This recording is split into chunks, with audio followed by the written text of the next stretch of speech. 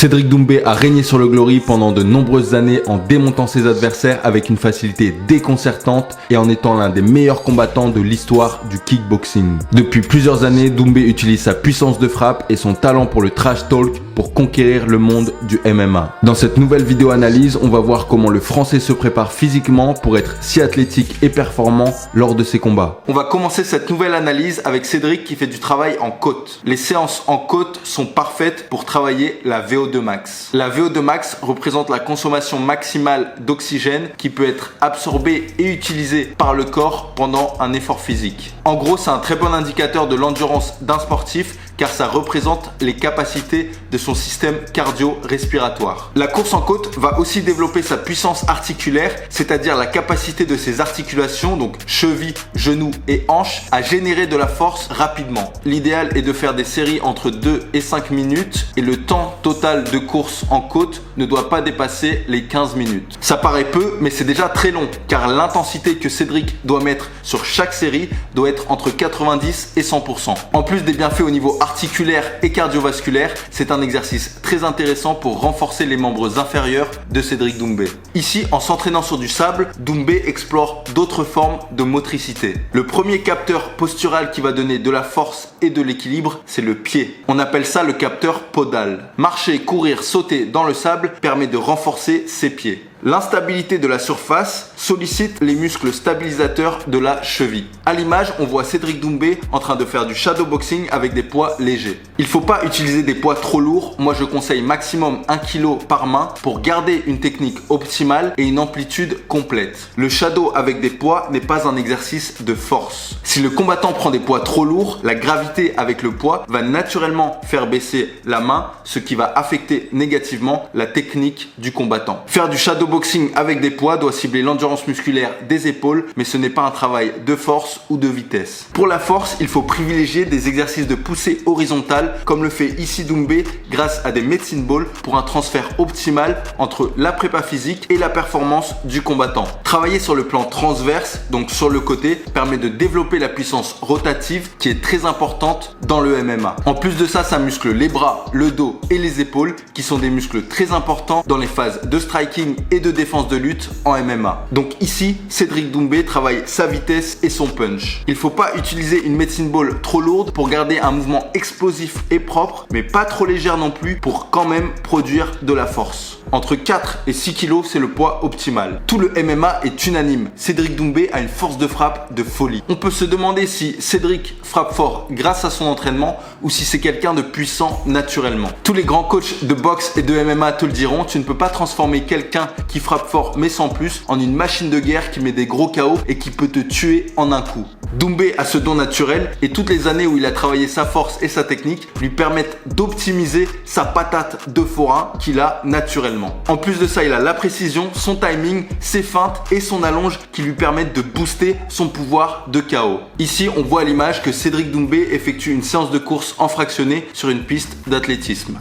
Il fait 10 séries de 400 mètres. Doumbé avoue dans beaucoup d'interviews qu'il aime pas trop le travail cardio, mais il sait que c'est sa faiblesse, alors il prend ça très au sérieux pour ne pas ralentir la cadence au fil des rounds. Les bénéfices d'une séance comme ça sont multiples. Déjà, le fractionné permet d'augmenter la VO2 max et les capacités anaérobies. Ce développement du cardio est bien sûr un avantage dans la cage. Pour les intervalles courts, le ratio utilisé est souvent de 1. Par exemple, les séances 30-30 avec 30 secondes de travail intense et 30 secondes de repos sont très fréquentes en préparation physique. Pendant les séquences intenses, le combattant doit être entre 85 et 100% de sa fréquence cardiaque. Pour les athlètes entraînés, il est souvent plus intéressant d'utiliser le ratio de 2 avec par exemple 2 minutes d'effort intense et 1 minute de repos pour rester proche de la VO2 max. Les contraintes énergétiques et neuromusculaires ne sont jamais linéaires dans un combat et surtout en MMA, donc c'est très intéressant de varier les intensités. Ces entraînements permettent aussi à Cédric Doumbé de travailler son mental et sa capacité à gérer l'inconfort physique. Sur la vidéo ici, on voit Cédric utiliser le sled push. Pousser cette machine demande un effort intense au niveau des jambes, des fessiers, du dos et des épaules, ce qui contribue au renforcement musculaire global. En plus de ça, cet exercice est top pour les combattants car en mettant du poids mais pas trop, le mouvement reste dynamique et permet d'améliorer les capacités d'explosivité du combattant. Pour s'assurer de la bonne exécution du mouvement, il faut toujours avoir la colonne vertébrale en position neutre, parallèle au sol et ne jamais poser les talons au sol.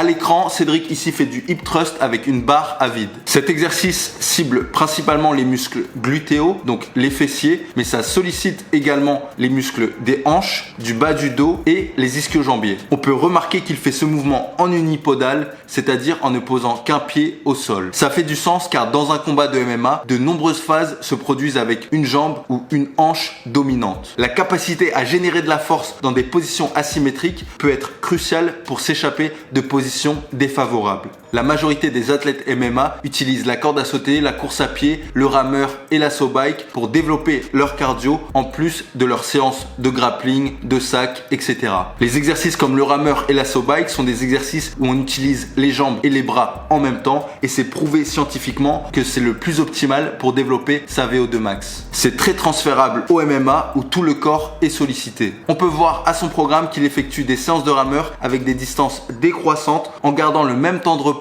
de 30 secondes entre les séries, sauf entre la série 1 et la série 2 où il prend 1 minute de repos. C'est un entraînement pyramidal inversé qui permet de casser la monotonie d'une séance de fractionné classique tout en permettant à Cédric de travailler sous différentes intensités et de stimuler différents systèmes énergétiques et musculaires.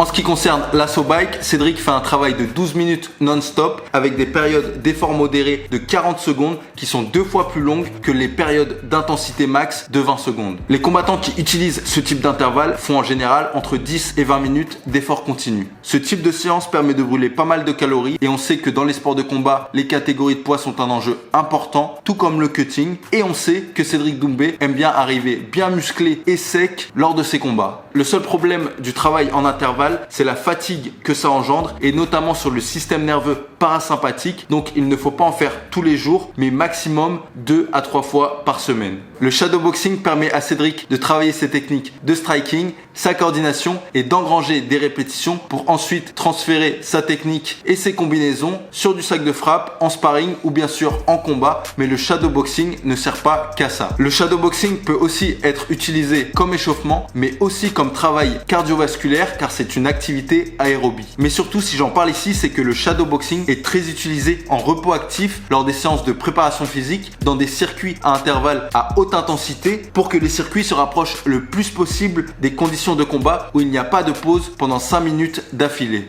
Ici, Cédric travaille l'explosivité de ses membres inférieurs avec une kettlebell. À l'image, on voit Cédric en train de faire des montées de marche d'escalier. Cet exercice de prépa physique est très utilisé dans les arts martiaux. Les escaliers permettent de développer la coordination œil-pied, la coordination entre les bras et les jambes et la vitesse de pied. C'est de la pliométrie basse qui stimule aussi le système nerveux central. En neurologie appliquée à la performance, on sait que plus la capacité de Cédric à appréhender son environnement est bonne, plus les informations envoyées à son corps vont être bonnes et plus son mouvement va être efficient. En tapant dans un ballon de foot de manière verticale comme ici à l'image, Cédric Doumbé travaille le relâchement musculaire parce que s'il frappe trop fort, la balle va rebondir trop fort pour pouvoir la retoucher. En tapant dans des petits cônes avec Victor Pinto comme ici à l'image, Cédric Doumbé améliore sa gestion de la distance mais aussi sa capacité à faire face à l'imprévu car la trajectoire du cône est très difficile à anticiper. Il y a aussi un travail oculaire bien sûr car ici Cédric doit avoir une forte attention visuelle sur le cône. En gros, c'est vraiment de l'apprentissage par l'amusement. Cet exercice est le landmine press à 2 mains en prise neutre. L'intention de Cédric doit être élevée pour mettre un maximum d'intensité et donc recruter plus efficacement les tissus musculaires et les unités motrices rapides afin d'optimiser le travail de force de poussée. En stimulant son système nerveux, en mettant un maximum d'intention dans le mouvement, Cédric travaille son gain de force et son explosivité. C'est un travail de tout le corps. On voit bien ici à l'image que les membres inférieurs de Cédric l'aident à pousser la charge vers le haut.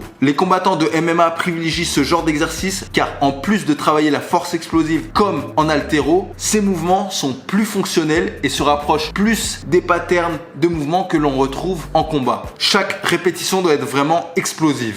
On peut aussi évoquer le travail de grippe et bien sûr un gain de force et de mobilité au niveau des épaules. D'ailleurs, les épaules, c'est clairement le point fort de Cédric d'un point de vue morpho-anatomie avec des deltoïdes latérales très développées. Si t'as aimé cette vidéo analyse de l'entraînement de Doumbé, n'oublie pas de mettre un petit like et de t'abonner à la chaîne pour ne pas manquer l'analyse de la préparation physique d'un autre combattant français qui va sortir très bientôt. Cette chaîne YouTube est faite pour analyser, tester et tout simplement montrer des méthodes d'entraînement qui vont te permettre d'atteindre tes objectifs sportifs et athlétiques. On se retrouve dans quelques jours pour une nouvelle vidéo. D'ici là, prends soin de toi. Ciao.